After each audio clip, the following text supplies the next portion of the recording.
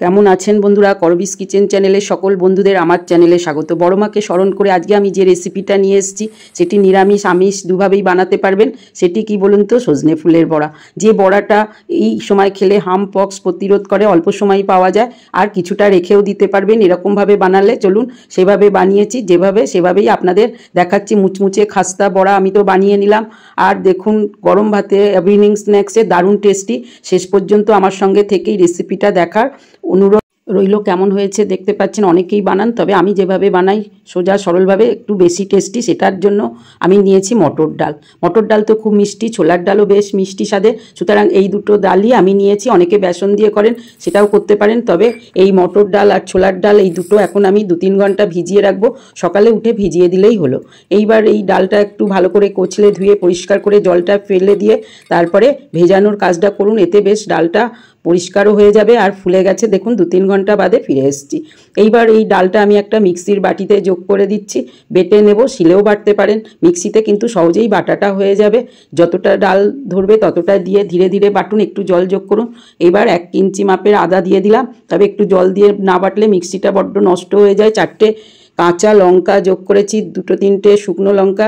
এই দেখুন, আমি ধনেপাতা একটা পাত্রে রেখে দিয়েছি, কতটা তাজা আছে। এইভাবে 5-7 দিন ভালোইভাবেই থেকে যায়। এইভাবে আপনারাও বাজার থেকে আনার পর রেখে দিতে পারেন, আর নেওয়ার সময় বার করে কেটে ধুয়ে ব্যবহার করতে পারেন। আর আমার কাছে একটু কুলত্থ কলাই খাচ্ছিলাম, সেটাই ছিল, সেটা যোগ করে দিয়েছি। এটা অপশনাল। এইবার আমি এটা বেটে নেব। ততক্ষণে সজনে ফুলগুলো নিয়ে নিয়েছি। যে ফুলগুলো দেখুন বেশ ঝরঝরে ফুল, তবে এবারে আমার গাছের ফুল এখনও হয়নি। আমি বাজার থেকে 30 টাকা দিয়ে 150 গ্রাম ফুল কিনে এনেছি, একটু গরম জলে ভিজিয়ে দিচ্ছি। দেখুন, বাজারের ফুল একটু ভিজিয়ে রাখলে দেখবেন কিছুক্ষণ পরে কীরকম কালো জল বেরোবে। আর পোকা যদি থাকে সামান্য একটু লবণ যোগ করে ভিজিয়ে রাখুন 2-5 মিনিট, আর এইভাবে নাড়ুন। দেখুন কীরকম কালো একটা জল বেরোচ্ছে। এইভাবে 2-3 বার ধুয়ে পরিষ্কার করে নিলাম আমি ফুলটা। দেখুন, ফুলটা থেকে এবার চেপে কিন্তু জলটা বার করে দিবেন, তাহলে কিন্তু বড়াটা যখন বানাবেন তখন কিন্তু দারুণ টেস্টি হবে। এইবার ডালটা আমি ততক্ষণে বেটে নিয়েছি, ডালটা যোগ করে দিলাম। ডাল বাটার সময় না থাকলে চালের গুঁড়ো দিয়ে করতে পারেন, তাহলেও কিন্তু ভালো বেশ মুচমুচে খাস্তা হয়। আমি তো ডাল নিয়ে নিয়েছি বেশি টেস্টি করার জন্য, আর চালগুড়ি কিছুটা যোগ করে দিয়েছি। আর টেস্ট অনুযায়ী একটু লবণ দিয়ে দিলাম। লবণটা অল্পই দেবেন, তা নাহলে বড় বেশি নুনা হয়ে যায়। এইবার সমস্ত উপকরণগুলো একসঙ্গে মিশিয়ে মেখে রেডি করে নিন। বাটিটা ধুয়ে সামান্য একটু ডালের জলটা যোগ করে দিলাম। এইভাবে বেশ সুন্দর করে মিক্স করে দিয়েছি। দিয়ে এই দেখুন, যত ভালোভাবে ম্যারিনেট করে রাখবেন তত কিন্তু সমস্ত উপকরণগুলো মিশে যাবে, আর চালগুড়িটা বেশ ফুলে গিয়ে একটু টাইট হয়ে যাবে। এইভাবে করতে করতে ততক্ষণে প্যানটা রেডি করে নিলেই হলো। আমি তো প্যানটা বসিয়ে দিয়েছি, গরম হয়ে গেছে। এবার একটু সর্ষের তেল ব্রাশ করে দিলাম গরম প্যানটার উপরে।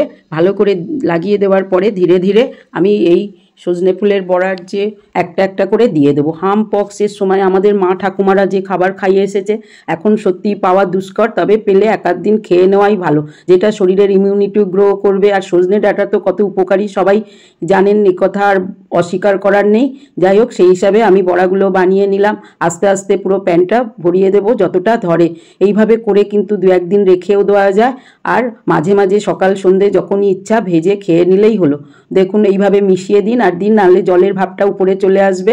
সমস্ত প্যানটা কিন্তু ভরে গেছে, আর অনেকটাই আমি দিয়ে দিয়েছি। এখন কিছুক্ষণ এইভাবে হতে দেব, তবে চাপা দেব না। চাপা দিলে একটু শুকনো ভাবটা হতে দেরি হবে।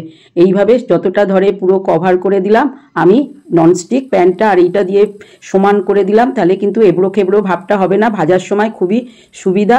এইভাবে করে নিন। লোহার চাটু থাকলে লোহার চাটুতেও করতে পারেন, বা কড়াইও করতে পারেন। এইভাবে কিছুক্ষণ পরে পরে এইবার উল্টে দিন। দেখুন, অপর পিঠটা এবার হতে থাক। এই পিঠটা বেশ লাল লাল হয়ে গেছে। এইভাবে ভালো করে সেঁকে নিলে তবেই কিন্তু ভিতরের কাঁচা ভাবটা চলে যাবে। আর সামনে থেকে দেখুন এটা কাঁচা আছে। এইবার উল্টে দিলাম সমস্তগুলো। এই সজনে ফুলের বড়াটা বানাতে বানাতে মনে পড়ে গেল বন্ধুরা, আমার ঠাকুমা গ্রামের বাড়ি থাকার জন্য সকালবেলা 1 ঝুড়ি ফুল কুড়িয়ে আনতো, যেগুলো একদম সাদা ঝকঝক করতো, বেশ দারুণ দেখতে লাগতো। সেই ফুলের বড়া আমরা খেয়েছি। এখনও গাছে হয়নি, গাছে হয়তো হয়, কিন্তু এখন সব জিনিসই এসব দুর্মূল্য, অথচ শারীরিক ক্ষেত্রে খুবই উপকারী। তাই মাঝে মাঝে খাওয়া উচিত, কিন্তু পয়সা দিয়ে কিনে খেতে হয়। এইভাবে ততক্ষণে সমস্ত বড়াগুলো রেডি হয়ে গেল। ডালও একটু ভিজিয়ে রাখতো, আর চট জলদি একটুখানি বেটে নিয়ে বানিয়ে ফেলতো বড়াগুলো। দেখুন এই ফাঁকে এপিট ওপিট হয়ে গেছে, সমস্তগুলো করে এইভাবে কিন্তু তুলে রেখে দেবো। আর এইগুলো বেশ অনেক দিন থাকবে, তবে এক্ষেত্রে দুপিটটা যেন হয়ে যায় সেটা একটু খেয়াল রাখবেন। অনেকক্ষণ ধরে একটু করলেই হলো। ব্যাস, এবার তেলটা গরম হয়ে গেছে, সেই তেলের মধ্যে যেগুলো খাওয়া হবে সেই বড়াগুলো একটু যোগ করে দিন। সকালবেলা বা সন্ধেবেলা বা দুপুরবেলা যখনই হোক, এই সিজনে একবার দুবার যা পাবেন টুক করে করে খেয়ে নিন। 2-4 দিন খেলে যদি শরীরের প্রতিরোধ ক্ষমতাটা বৃদ্ধি পায় তাহলে না খাওয়ার কি আছে। তবে একটু এরকম টেস্টি করে বানিয়ে নিলে তো আর কোনো কথা হয় না। আমি 18 থেকে 80 সবাই যেন নানা রকম রেসিপি যেগুলো করি নিজেরা খেতে পারেন, ঘরোয়া রান্না সবই আমি করে থাকি, দেখুন যাতে সবাই বানাতে পারে। সুতরাং সবাই আমার বন্ধুরা রেসিপিগুলো করার চেষ্টা করলে আমার ভালো লাগবে। আমি তো সেই ফাঁকে একটু আলু সেদ্ধ করে নিয়েছি, বড়ি ভেজে নিয়েছি ঘরোয়া, আর একটু লবণ নিয়ে নিয়েছি, সন্দক লবণ, আর লঙ্কা শুকনো ভেজে নিয়েছি, সেটাই একটু ডোলে মেখে নিলাম। সর্ষের তেল দিয়ে মাখাটা তৈরি করব। ইচ্ছা হলে পেঁয়াজ ভাজা করে নিতে পারেন, আমি পেঁয়াজ ভাজাটা আর এই মুহূর্তে করা সম্ভব হয়নি। এইবার ভালো করে মেখে নিন। এরকম কুরকুরে বড়ি ভাজা দিয়ে আলু সিদ্ধ মাখলে কার না লোভ লাগে বন্ধুরা, সেরকমই রেসিপি আজকে আমি বানিয়ে ফেললাম। আর তার সঙ্গে সজনে ফুলের বড়া। চলুন এবার থালিটায় পরিবেশন করে দিই। গরম গরম ভাত, আলু মাখা, সজনে ফুলের বড়া। তবে খুব বেশি খাবেন না, এটা হাই প্রোটিন। ডাল, মুসুর ডাল, পেঁয়াজ দিয়ে আর একটু চিকেন করে নিয়েছি, তার সঙ্গে আমের চাটনি আছে। আমাদের সন্তানদের চিকেন বড় প্রিয়, চিকেন এই জন্য মাঝে মাঝেই থালিতে আমার প্রায় রাখতেই হয়। যাই হোক, শুকনো লঙ্কা ভাজা নিয়ে নিয়েছি নিরামিষ থালি হিসাবে। এই থালিটা কিন্তু দারুণ, আমার তো খুবই প্রিয়। বন্ধুরা আপনাদের কেমন লাগলো জানান, ভালো লাগলে আমার সঙ্গে থেকে লাইক শেয়ার করার অনুরোধ রইল।